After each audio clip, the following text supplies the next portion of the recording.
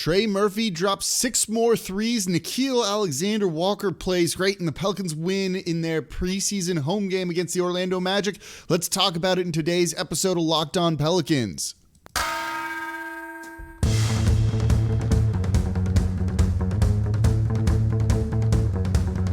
You are Locked On Pelicans, your daily New Orleans Pelicans podcast. Part of the Locked On Podcast Network, your team every day. Welcome to another edition of Locked On Pelicans, the daily podcast covering your favorite team, the New Orleans Pelicans in NBA, part of the Locked On Podcast Network, your team every day, available wherever you get your podcasts and available on YouTube. I'm your host, Pelicans Insider, credential member of the media, Jake Madison, at NOLA Jake on Twitter, here with y'all on this Thursday, day after the Pelicans win 104-86 over the Orlando Magic, a game that should make you feel really good if you're a Pelicans fan. Trey Murphy showed out, 6 made threes in this one. Nickeil Alexander-Walker played exceptionally well. Jonas Valanciunas played really well in the limited minutes before he got tossed on like the 2 weirdest technicals ever. And the Pelicans didn't turn the ball over a ton. We're going to talk about all of that and a little bit more in today's episode of Locked On Pelicans. But first, thank you all for making Locked On Pelicans your first listen every day. Free and 5 days a week for y'all, breaking down everything you want to know about this team and the good vibes that come with it. No one else doing anything like that. So please subscribe wherever you get your podcast and subscribe on YouTube if you watch it there as well.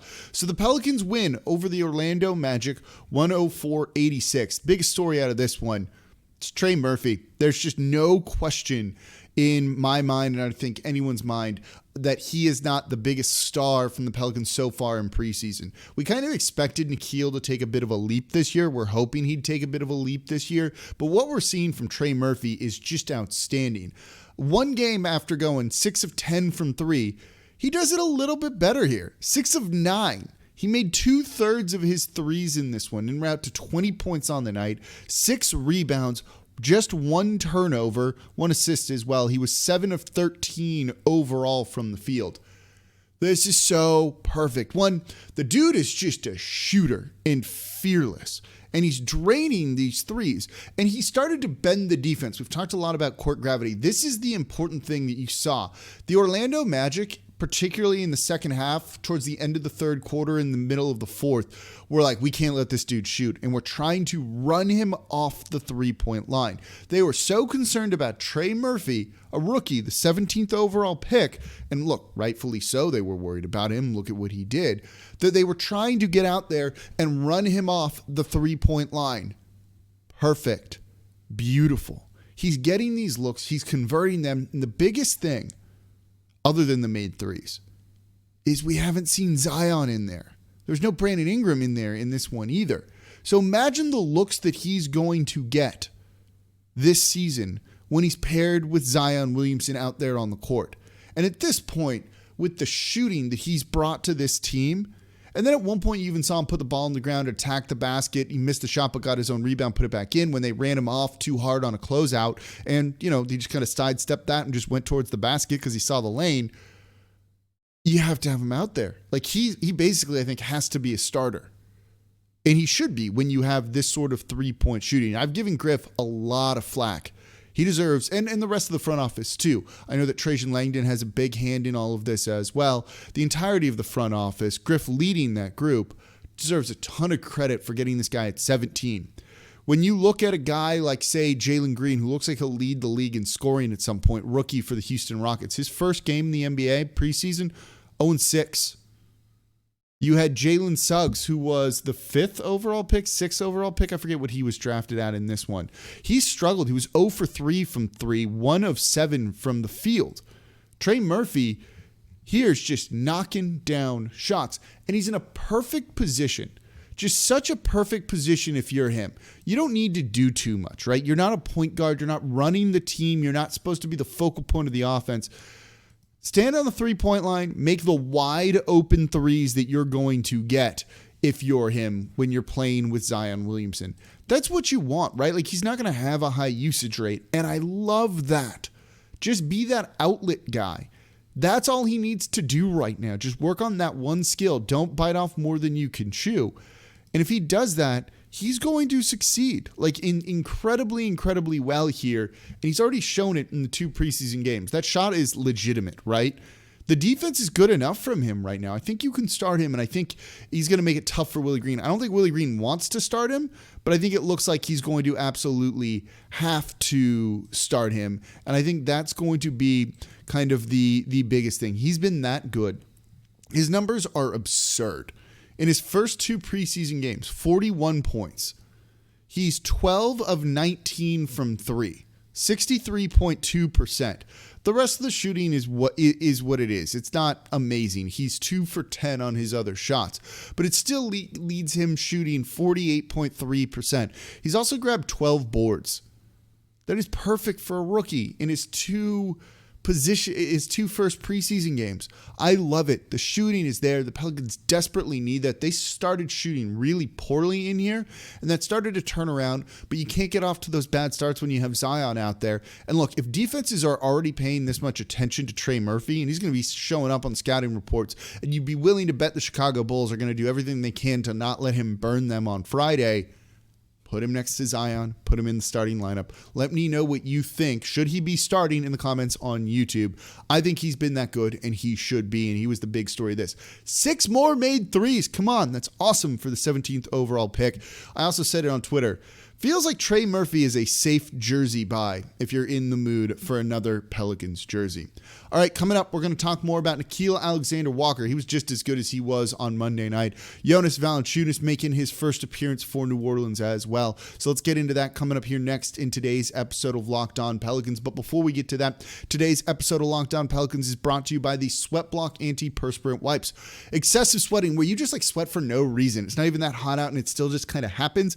It's a thing. People deal with it all the time, and it's not fun. It's embarrassing, right? If you're moving, if you're talking, I'm getting kind of hot here with the lights on me and all that. I worry about that stuff. But when I start using, since I've started using the SweatBlock Antiperspirant Wipes, I don't worry about that anymore. These things are stronger and more effective than most clinical antiperspirants, and they're really simple. You just apply it at night before bedtime, go to sleep, wake up the next morning, wash up, go about your day, and you don't need to worry about sweat, guaranteed. These things work for up to 7 days per use, and they have the dry shirt guarantee. If SweatBlock doesn't keep you dry, you get your money back. It's really that simple. Either if it, for whatever reason, doesn't work, you're not out anything. No reason not to give the SweatBlock Antiperspirant Wipes a try. They've been a bestseller on Amazon for the past 10 years, where they have over 13,000 reviews, and they're currently the #1 bestseller in the Amazon antiperspirant category. So get the SweatBlock Antiperspirant Wipes today for 20% off at SweatBlock.com when you use promo code LOCKEDON. You can also get them at Amazon or CVS, but go to SweatBlock.com, use promo code LOCKEDON. You're going to get 20% off the SweatBlock Antiperspirant Wipes.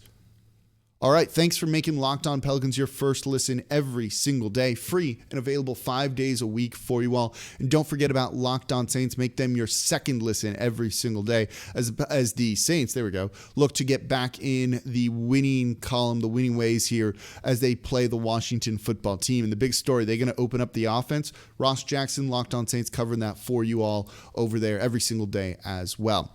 But the Pelicans win their second preseason game, only one at home, 104-86 over the Orlando Magic. We just talked about Trey Murphy. I think he should be starting. It almost seems like a no-brainer at this point. But another guy who's going to make the claim for starting spot is Nickeil Alexander-Walker. I said we needed to see him be more consistent. We needed to see his three-point shot fall a little bit more. It wasn't like it was bad in the first game, but let's get some more volume here. Show that you've got a couple of different facets to your game and that you are taking that leap as a player. And he did it. He did it in this one. He got the start in this. Again, no Brandon Ingram. 25 minutes of action, 19 points, 5 assists, 2 steals. He was 5 of 9 from 3. The shooting overall wasn't great. 5 of 12. He didn't make any of his 3 other shots. But I thought it was kind of fine because, one, he was getting downhill. A guard that drives. What a novel concept to see here in New Orleans. But he did it. That was awesome. And he created for others by doing that. Hence the 5 assists. It's a different dimension than what Lonzo Ball brought to this team last year and what he adds. He's a guy that's going to break a defense down and be able to find the wide open man because of that. The team needs a threat from a guy who's going to drive from the three-point line towards the basket and can be a threat to score. Nickeil did that in the first game. Now we got to see the shooting from him in this game.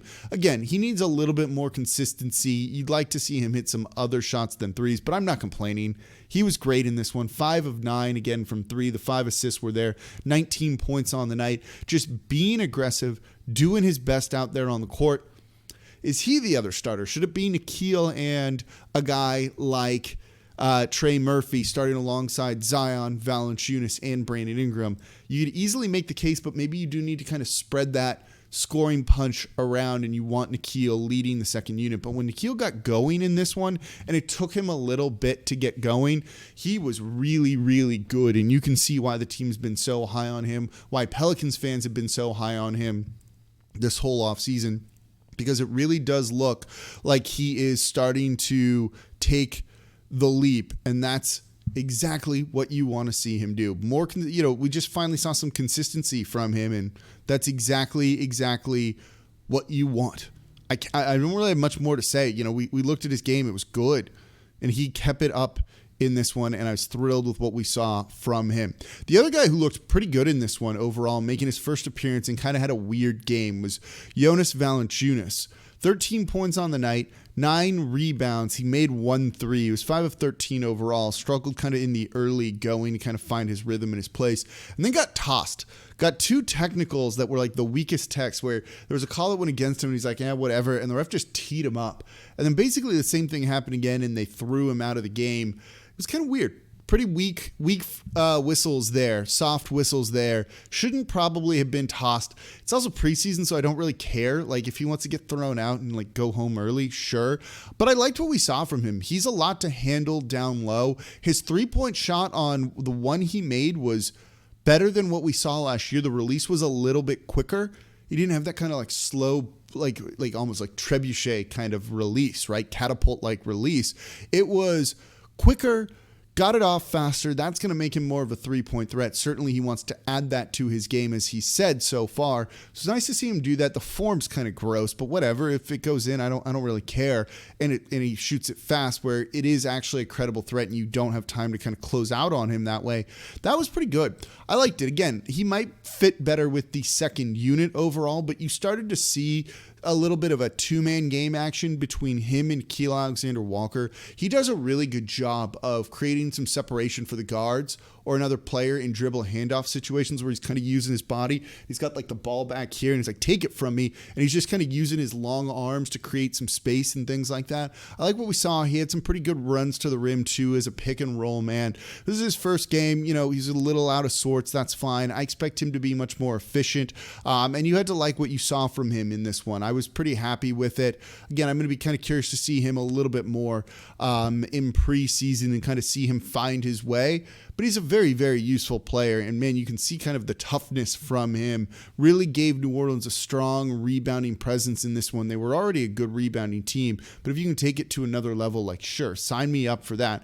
And so far in preseason, they're looking like that. And I think Valanciunas is going to be a big, big part of that going forward. So those were the 2 other stars I thought for New Orleans. The big deal was Trey Murphy, then Nickeil playing just as well as he did in game 1, and Valanciunas playing pretty well overall, and is going to really be a big part for New Orleans. The other part of that, which I don't want to forget to mention, is Mo Bamba fouled out in this one early. He only played 12 minutes of action, picked up 6 fouls in 12 minutes. He was kind of like eating New Orleans alive in the beginning of the game. A big part of the reason why New Orleans was struggling to shoot and missed a lot of shots was him down low, kind of patrolling the paint. And then you had Valanciunas come in and just body him up and force foul upon him. It was perfect. You can imagine Valanciunas and Zion, even if they're staggered to a degree, are going to be hell on opposing teams and their bigs trying to not foul out, because those guys definitely create situations like that. And I absolutely love it. Again, there's some built-in advantages, and this is going to be a show before the season starts. Like, where does New Orleans have advantages? Where are their strengths? Where are their weaknesses? Going to be 2 days of shows on that. One of them is probably going to be getting to the free throw line, and Valanciunas isn't scared to make shots at the free throw line. New Orleans has struggled with this at times, but he was 2 of 2. Can't really complain about that from a guy of his size. The Pelicans were 12 of 17 in this one, which isn't great, mainly because of Billy Hernangomez going 1 of 4. But if you have Valanciunas going 2 of 2 or making most of his free throws, that's a big advantage, I think, for the team. So I thought he was overall like not spectacular and he got tossed early, whatever, but just kind of pretty good. And that's all you need him to be right now. You're not really worried about what he's capable of doing in the regular season. So coming up, some more odds and ends from this game. Turnovers, defense, Herb Jones also, who was impressive, and Kyra Lewis Jr. too. We'll talk about that coming up here next in today's episode of Locked On Pelicans. Before we do that, though, today's episode of Locked On Pelicans brought to you by Built Bar. Built Bar is the best tasting protein bar out there. I eat one of these every single day for lunch. I basically grab a smoothie and eat one of these protein bars since I don't like a big lunch. They're delicious. I don't mind eating them. I actually really look forward to it. I ate one of the churro puff bars yesterday that I've had for a while because I bought so many of them. They're on sale again. It's a special limited time flavor. They're light, they're cinnamony, they're chocolatey. It's really, really good. You've got to give these things a try in addition to their regular flavors. And so buy the churro puff bars, buy the mix box to find what your favorite flavors are, where you get to try 2 of each of the 9 different flavors out there, or you'll get 2 of the 9 different flavors out there. These things are healthy for you. 17 to 18 grams of protein, calories between 130 and 180, only 4 to 5 grams sugar, only 4 to 5 grams net carbs. They're all tasty, all healthy, and you can go to built.com and use promo code LOCKED15 to get 15% off your next order. Again, that is promo code LOCKED15 for 15% off at built.com. Today's episode of Locked On Pelicans also brought to you by BetOnline.ag. BetOnline is your #1 spot for all of your favorite sports and betting on them, whether it's preseason over-unders for the Pelicans or any other team in the league, playoff odds, MVP odds, Rookie of the Year odds for a guy like Trey Murphy. You can get it all over at betonline.ag. Plus, it's your #1 spot for all the pro and college football action this season. Are the Saints going to win? If you're feeling good, go throw some money down on it. And with a new updated site and interface, even more odds, props, and contests, BetOnline continues to be your #1 source for everything football and basketball. So head to the website using your mobile device to sign up today and receive a 50% welcome bonus on your first deposit. You put in $200, you're getting $100 back. It's like you won a bet already. Don't forget, use our promo code LOCKEDON to receive your bonus. From football, basketball, boxing, right to your favorite Vegas casino games. Don't wait to take advantage of all the amazing offers available for the 2021 season. BetOnline is the fastest and easiest way to bet on all of your favorite sports over at betonline.ag, where the game starts. So thank you again for making Locked On Pelicans your first listen every single day, free and available 5 days a week for you all on every platform. Wherever you get your podcasts, just search Locked On Pelicans, and on YouTube if you prefer it that way, just search Locked On Pelicans, subscribe there, and jump in the comments. People were debating like really good and smart things about lineups the other day, and it was awesome to see that interaction and all that basketball knowledge and talking community that kind of went on in there. I really enjoyed seeing that. So make sure you subscribe on YouTube as well to Locked On Pelicans. All right, we're talking about the Pelicans win over the Orlando Magic, 104-86. A couple of other just notes from the game. We went over kind of the biggest stories, and it's really the play of Trey Murphy, Nickeil Alexander-Walker, Jonas Valanciunas. But I said the team needs to come out and look different than they did in the first, half of the game on Monday night, where they had 14 turnovers, didn't value the ball, just stupid little things that made the defense worse, all of that. They cut that down. They had a total of 10 turnovers in this one. That's it. That's a really, really good number for New Orleans. And there was a stretch where Nickeil turned it over 3 straight times, basically. You take that out of there, or it's only like 1 turnover, say, instead of those 3. That's 8 turnovers for New Orleans. Valuing the basketball, and you could see how much better that made their defense, right? It wasn't teams getting out in transition and running against them. The Minnesota Timberwolves did that. They were able to get out, get those fast break points, 21 for them in that game. Orlando had just 9 in this one. That's how you really help yourself win games. Don't shoot yourself in the foot and then just compound it by giving the opponent an easy chance to get some easy buckets. It becomes like a zero-sum game at that point, right? You have an empty possession and then they have like an 80% chance to score on theirs because they're in a fast break situation against you. They cut that down.